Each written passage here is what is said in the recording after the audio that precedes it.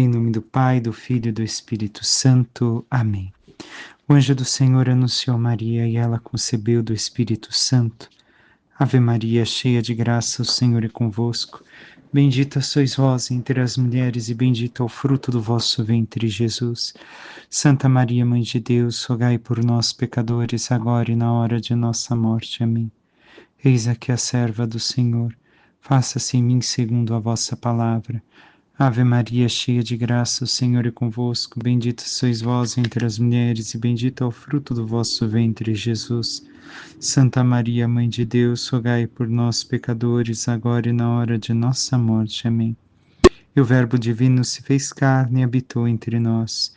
Ave Maria, cheia de graça, o Senhor é convosco. Bendita sois vós entre as mulheres, bendito é o fruto do vosso ventre, Jesus. Santa Maria, Mãe de Deus, rogai por nós, pecadores, agora e na hora de nossa morte. Amém. Rogai por nós, Santa Mãe de Deus, para que sejamos dignos das promessas de Cristo. Oremos, infundi, Senhor, em nossas almas a vossa graça, como vos pedimos, para que nós, que pela anunciação do anjo, viemos a saber o mistério de vossa encarnação, paixão e morte de cruz, cheguemos um dia à glória eterna dos céus pelo mesmo Cristo, Senhor nosso. Amém.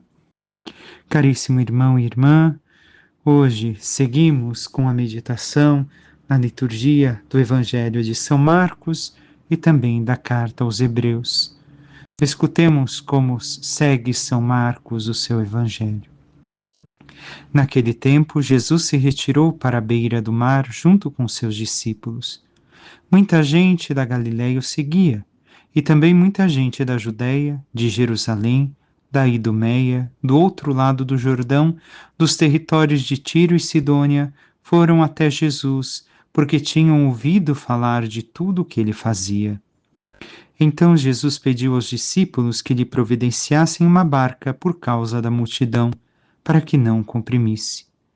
Com efeito, Jesus tinha curado muitas pessoas, e todos os que sofriam de algum mal jogavam-se sobre ele para tocá-lo. Vendo Jesus os espíritos maus, caíam a seus pés, gritando: Tu és o Filho de Deus. Mas Jesus ordenava severamente para não dizerem quem ele era. Palavra da salvação, glória a vós, Senhor. Caríssimo irmão e irmã, seguimos o nosso Evangelho. Ontem ouvimos justamente a cura do homem de mão seca. E depois de realizar essa cura, nós agora vemos um resumo do ministério de Jesus até aqui. Sabemos que também já havia expulsado um demônio, mas o que este Evangelho de hoje tem a dizer para a nossa vida? O que nós podemos tirar e aprender justamente do Senhor? Primeira coisa, Jesus está à beira do mar. E muita gente vem de todos os lugares seguindo Jesus. Por quê? Porque tinham visto que o Senhor, ouvido falar o que o Senhor realizara. Estão indo até Jesus, não ainda pelo motivo correto. Jesus quer os encontrar, mas por um motivo correto. Não por ser um grande exorcista ou um curador, um milagroso, mas sim pela fé. Jesus atrai todos a si, mas quer ser uma força de atração pela fé destas pessoas nele, e não por aquilo que ele realiza. Como muitas vezes, de algum modo ou de outro, tocamos isso em nossas meditações.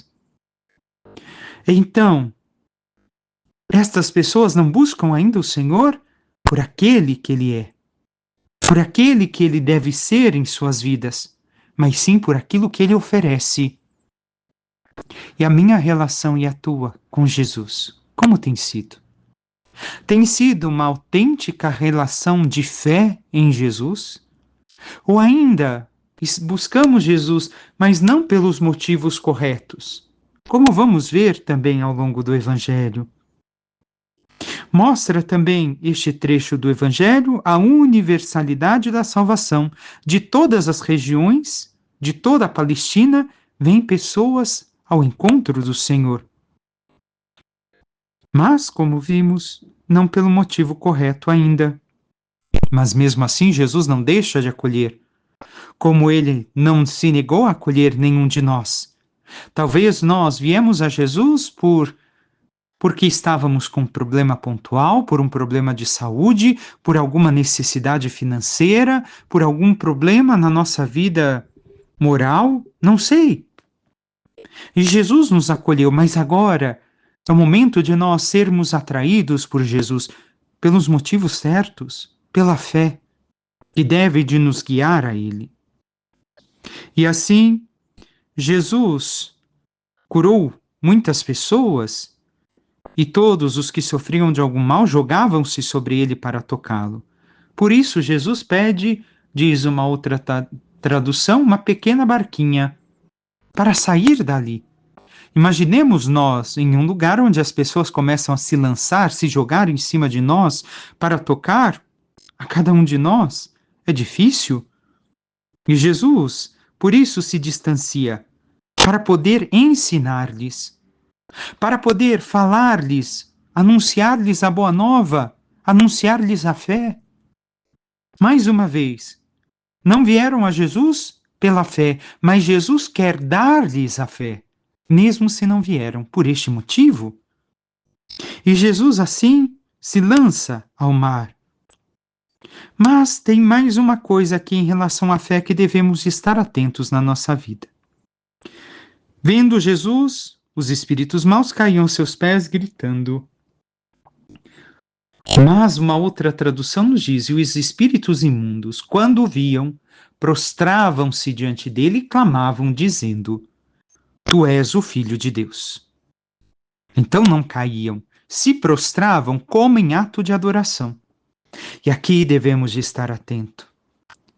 Fé não é só saber quem é Jesus. Até o demônio sabe. Até o demônio se prostra diante de Jesus e diz quem ele é, sabe quem ele é. Mas fé é fazer a experiência de Jesus que me ama e deu a sua vida por mim. Uma fé ideológica que conhece todas as coisas da fé, mas não faz experiência do amor de Deus e não se deixa tocar e transformar sua vida numa sincera conversão e total entrega a Deus. É uma antecipação do inferno. É a pena do condenado que conhece o bem, mas não possui o bem e não pode praticar o bem. Isto é a fé ideológica. Esta é a fé que não faz experiência de Jesus. É a fé que muitas vezes toca a vida de tantos que dizem ter fé. Conhecem a Jesus, dizem ter tido uma experiência com Jesus, mas sua vida não mudou nada. Não fizeram uma autêntica experiência do amor de Deus e não amam a Deus. Então tomemos cuidado com aquilo que dizemos ser fé. A fé deve de passar justamente por esta experiência do amor de Deus, onde sou tocado e transformado e minha vida já não pode ser mais a mesma, por causa do amor de Deus por mim. Eu quero amá-lo, eu quero segui-lo até o fim. Esta é a autêntica fé, que nos transforma. Uma fé que somente se prostra aos pés de Jesus e sabe quem ele é, tem conhecimento de quem é Jesus, é uma fé, muitas vezes, do condenado ao inferno. Recordemos, porque até o demônio sabe quem é Jesus. Tem uma fé em Jesus, mas não tem o bem em si e não pratica o bem. E como nós estamos? Temos uma fé autêntica? Tivemos uma experiência de Jesus e estamos moldando a nossa vida segundo o seu evangelho e segundo o seu amor, buscando cada vez mais a nossa santidade, a transformação da vida, ao ponto que diz São Paulo, já não sou mais eu quem vivo, é Cristo que vive em mim? Ou seguimos com uma ideia de fé e não buscamos exercitar a fé que conhecemos? E assim nos encontramos como uma pessoa condenada ao mal, ao inferno? E Jesus, por que mais uma vez ordena que os demônios não digam quem ele é? Primeiro, porque ele não quer testemunho do pai da mentira. O demônio é mentiroso. Segundo, porque as pessoas ainda não estão preparadas para reconhecer Jesus como Messias. Somente depois da sua paixão e morte de cruz poderão reconhecer quem é verdadeiramente Jesus, e por isso manda que o demônio se cale.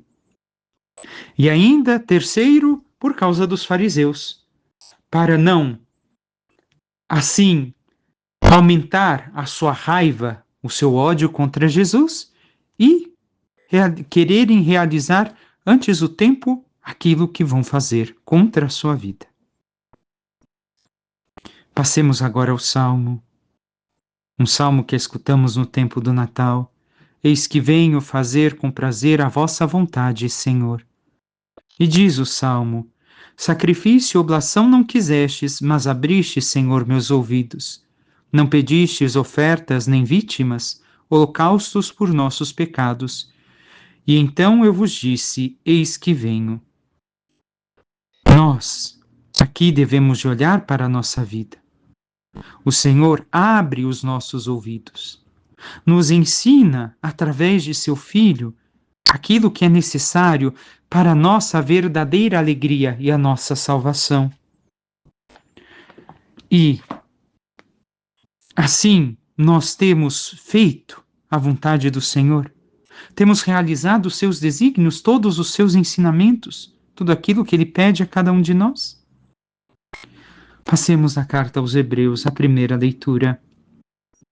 Irmãos, Jesus é capaz de salvar para sempre aqueles que, por seu intermédio, se aproximam de Deus. Ele está sempre vivo para interceder por eles. Tal é precisamente o sumo sacerdote que nos convinha, santo, inocente e sem mancha, separado dos pecadores e elevado acima dos céus. Ele não precisa, como sumos sacerdotes, oferecer sacrifícios em cada dia, primeiro por seus próprios pecados e depois pelos do povo. Ele já o fez uma vez por todas, oferecendo-se a si mesmo. Primeiro versículo, o que devemos de tirar para nós? Que Jesus salva, por seu intermédio, quem se aproxima de Deus através dele. E através quer dizer o quê? Aqui devemos de entender como algo que atravessa, que passa por, como alguém que passa por dentro de Jesus. Lógico, isso não é fisicamente, mas isso é no sentido espiritual, onde nós devemos de passar pela vida de Cristo, pelo contato de Cristo e sermos profundamente transformados por esta experiência de passar nele, de viver nele. E nós, mais uma vez, já em consonância também com o Evangelho, temos feito essa experiência de fé, onde nos aproximamos de Deus pela vida que vivemos imitando a Cristo e por isso passando pela experiência de Cristo em nossa vida, da santidade de Cristo. E vem então dizendo do sumo sacerdote uma vez mais: ele é o sacerdote santo, inocente e sem mancha, separado dos pecadores e elevado acima dos céus. Aqui é algo que parece bobo, mas que muitas vezes hoje não é claro, porque muitos cristãos se acham santos, se acham puros, acham que não tem mancha alguma. Meu irmão, minha irmã, somos pecadores e esta é a nossa fraqueza e realidade. Devemos de recordar que participamos, se buscamos a santidade nossa, participamos da santidade de Cristo, mas não temos uma natureza pura e santa. Muitas vezes não vivemos isso, e necessitamos viver isso em Cristo. Ele não precisa oferecer os sacrifícios, como ouvimos, porque ele se ofereceu de uma vez por todas. Recordemos mais uma vez o nosso sacerdócio batismal. Nós, enquanto sacerdotes, pelo batismo, necessitamos oferecer a cada dia o sacrifício a Deus. Mas não é um animal ou alguma coisa externa a nós, é a nossa vida. Recordo uma vez mais, morrermos para nós mesmos, nossas vontades, as coisas do mundo, as tentações que estão em nós e vivermos para Deus é um sacrifício. Não é fácil quando estamos apegados apegados à realidade material, vivermos a realidade espiritual. É sacrificado viver aquilo que Deus quer na dimensão do meu trabalho, da minha vida familiar, da minha vida de amizades. Não é fácil. É sacrificado porque talvez eu tenha vivido tantos anos distante de Deus e o conheci há tão pouco tempo que agora mudar toda a estrutura da minha vida é um sacrifício contínuo. Mas nós temos oferecido dia após dia essa transformação, esta oferta de nossas vidas para que Deus seja tudo em nós. Sigamos ainda mais o texto. A lei, com efeito, constituiu sumos sacerdotes sujeitos à fraqueza, enquanto a palavra do juramento, que veio depois da lei, constituiu alguém que é filho, perfeito para sempre. Sim, o filho perfeito para sempre é Jesus. Recordemos, nós somos filhos adotivos. Filhos no Filho. O tema mais importante da nossa exposição é este, e aqui está um pouco da centralidade da carta aos Hebreus. Temos um sumo sacerdote tão grande que se assentou à direita do trono da majestade nos céus. Ou seja, é Deus com o Pai. Ele é um ministro do santuário da tenda verdadeira armada pelo Senhor e não por mão humana. Todo sumo sacerdote, com efeito, é constituído para oferecer dádivas e sacrifícios, portanto é necessário que tenha algo a oferecer. Aqui alguma coisa que devemos de ver.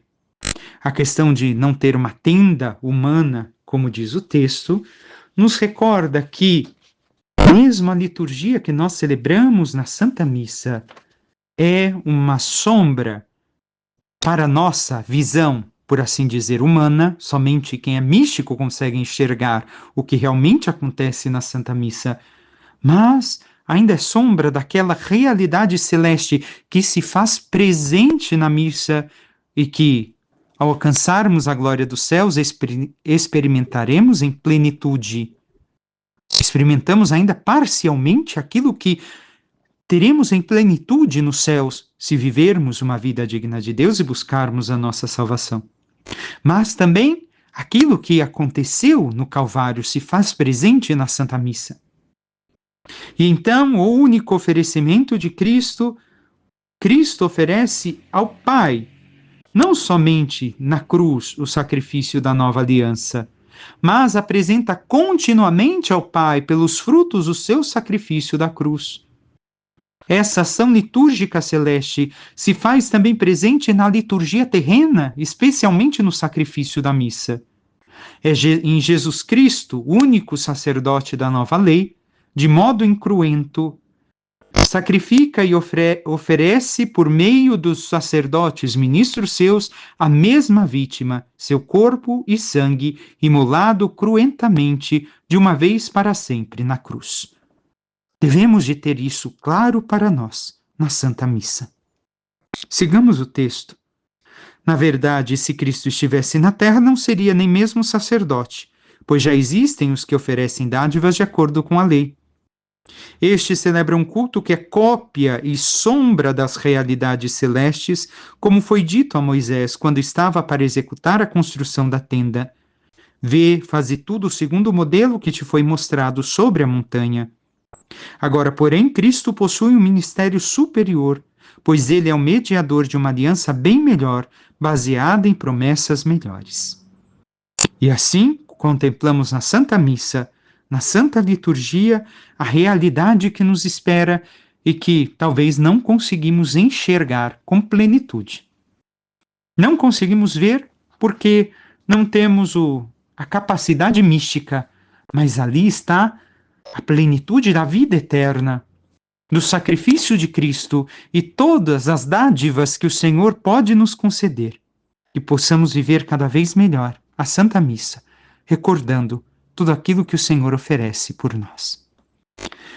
Peçamos à Santíssima Virgem Maria, nossa Mãe, que interceda por cada um de nós e nos ajude a abrirmos verdadeiramente nossos ouvidos à escuta de seu Filho amado, à escuta do Espírito Santo, à escuta da fé, e nos lancemos verdadeiramente aos pés de Jesus, para que em tendo o encontro verdadeiro com Ele, sendo curados no corpo e na alma, possamos realmente exercitar a fé, vivendo uma vida amorosa para com aquele que nos amou primeiro. E cada vez mais praticando a santidade e vivendo os sacramentos que o Senhor nos dá na Eucaristia, possamos um dia habitar na sua glória nos céus. Louvado seja nosso Senhor Jesus Cristo, para que sempre seja louvado. Por intercessão da Santíssima Virgem Maria, São José, seu castíssimo esposo, e todos os santos e anjos de Deus, desça sobre vós, vossas famílias e tudo que vos pertence, a bênção do Deus Todo-Poderoso, Pai e Filho e Espírito Santo. Amém. Um santo e abençoado dia a todos.